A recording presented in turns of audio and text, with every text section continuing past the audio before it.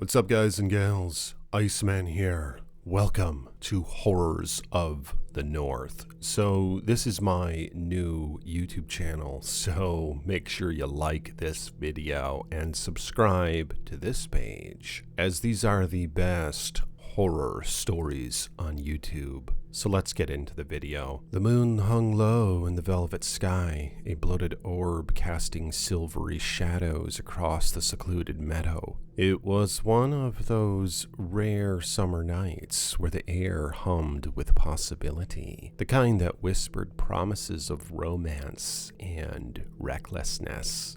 Alina and Marcus had chosen this spot deliberately, a hidden glade on the outskirts of Eldridge Forest, far from the prying eyes of the city. They'd spread out a checkered blanket under a canopy of ancient oaks, unpacked a basket brimming with cheeses, fruits, and a bottle of deep red wine that Marcus had insisted was vintage magic. Alina laughed, her voice tinkling like wind chimes as she poured another glass. She was a vision in her sundress, the fabric of soft lavender that hugged her curves and fluttered in the gentle breeze. Her dark hair cascaded over her shoulders, and her green eyes sparkled with mischief. Marcus, with his rugged jawline and easy smile, leaned back on his elbows, watching her with unabashed admiration. He'd met her at a local bookstore just 2 weeks ago, bonding over dusty tomes of folklore and forgotten myths. Tonight felt like the culmination of those stolen glances and teasing texts. "You're staring," she teased, handing him the glass. Their fingers brushed, sending a spark up her arm. "Can you blame me?" he replied, his voice low and gravelly. "You're like something out of a fairy tale, the beautiful maiden in the woods." She rolled her eyes, but couldn't hide her flush. "Flattery will get you everywhere, Mr. Charming. But tell me, what's your story? Why drag a girl out in the middle of nowhere?" Marcus took a sip, savoring the wine's tart bite. "Escape. The city's too loud, too fake. Out here it's real, raw like us." He set his glass down and scooted closer, his knee brushing hers. The flirtation had been building all evening. Playful banter about their favorite horror stories, shared laughs over urban legends of beasts lurking in these very woods. Eldridge Forest was infamous for its tales, whispers of creatures that prowled under full moons, remnants of ancient curses. But they were just stories, right? Fuel for the fire of attraction. Alina's heart quickened as he leaned in. "And what if I told you I believe in those legends?" she murmured, her breath warm against his ear. "I'd say prove it," he challenged, his hand gently cupping her cheek. Their lips met in a kiss that started soft, exploratory, but quickly deepened with the urgency of pent-up desire. The wine had loosened their inhibitions, and the isolation amplified every sensation. Alina's hands roamed his back, pulling him closer as they tumbled onto the blanket. Clothes shifted, buttons undone. The night air cool against exposed skin. Whispers turned to moans. The meadow, their private sanctuary. But nature called, as it often did in opportune moments. Marcus pulled away reluctantly, his lips lingering on her neck. "Hold that thought," he said with a wink. "Gotta take a quick walk. That wine went right through me." Alina giggled,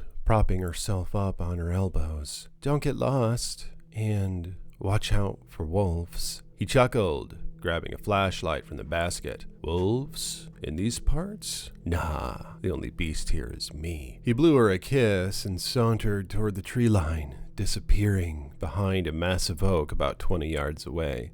She lay back, staring at the stars, a contented smile on her face. The forest was alive with nocturnal sounds, crickets chirping, leaves rustling, an owl hooting in the distance. It was peaceful, almost magical. She reached for her glass, taking a slow sip. replaying the kiss in her mind. Maybe this could be something real. Marcus was charming, adventurous, everything her ex wasn't. Then a sound shattered the tranquility. A low growl, guttural and primal, emanating from the direction Marcus had gone. Alina sat up, her brow furrowing. "Marcus, you okay?" No response, just silence, thick and oppressive. Then a rustle, branches snapping under heavy weight. Her heart skipped. "Marcus!" A scream pierced the night. His scream, raw and terrified, cut short by a sickening thud. It was followed by a wet, ripping sound, the fabric tearing mixed with something far more visceral. Alina's blood ran cold. She scrambled to her feet, her dress askew, fumbling for her phone in the blanket. The flashlight beam from Marcus's device flickered erratically through the trees, then went dark. "Oh God, Marcus!" she called, her voice trembling. Panic surged as she hastily buttoned her dress, her fingers clumsy with fear. What was that? A bear? A cougar? Legends flashed in her mind. Werewolves, shape-shifters born from the forest's dark heart. No, that was ridiculous. She needed to go get him, call for help.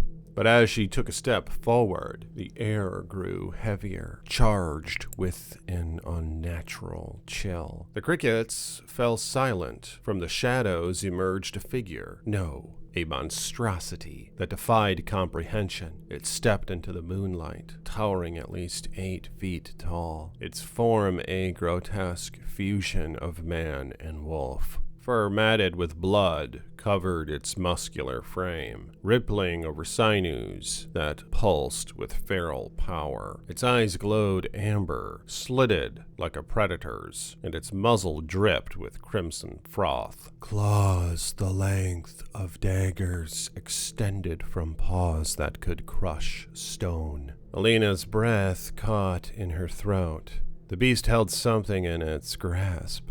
Marcus's torso, severed cleanly at the waist, entrails spilling onto the grass like discarded ropes. The lower half lay crumpled behind the tree, a macabre testament to the swipe that had ended him. One massive arm had cleaved through flesh and bone as if they were paper, the force so immense it had bisected him in an instant. Blood pooled, steaming in the cool night air, the metallic tang assaulting her senses. She screamed, a high-pitched wail that echoed through the trees. Backpedaling, she tripped over the blanket, falling hard. "No, no, please!" she whimpered, scrambling to cover herself, pulling the dress's hem down as if modesty could shield her from this nightmare. But it was too late. The werewolf advanced, its steps deliberate, shaking the ground. It loomed over her, its shadow engulfing her form, blotting out the moon.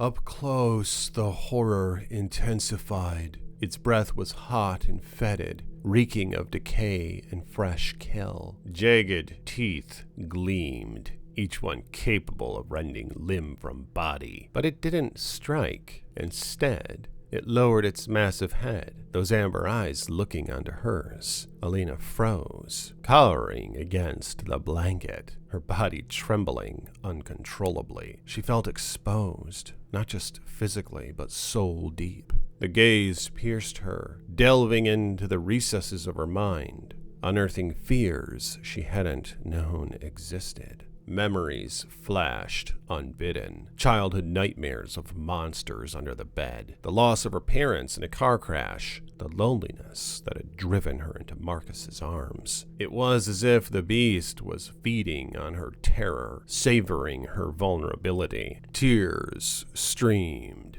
down her face. "Please don't," she begged, her voice a broken whisper. She curled into a fetal position, arms wrapped around her knees, willing herself invisible. The werewolf's growl rumbled like thunder, vibrating through her bones. It sniffed the air around her, its nostrils flaring, then tilted its head as if considering her fate.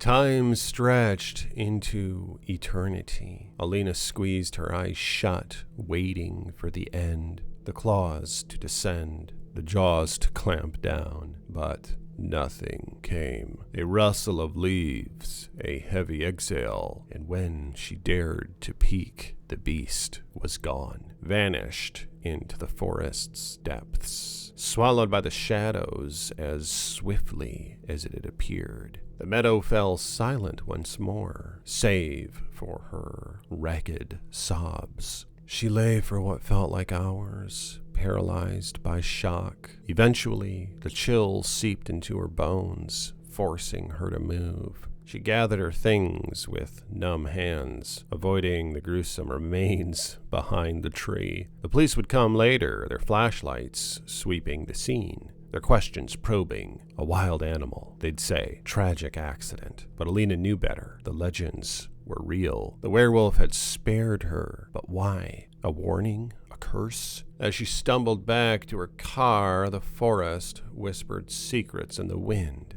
She glanced over her shoulder, half expecting those amber eyes to reappear. They didn't. The beast had vanished, not to be seen again, at least not by her. But in the quiet moments in the dead of night, she would feel its gaze lingering, a shadow etched into her soul forever.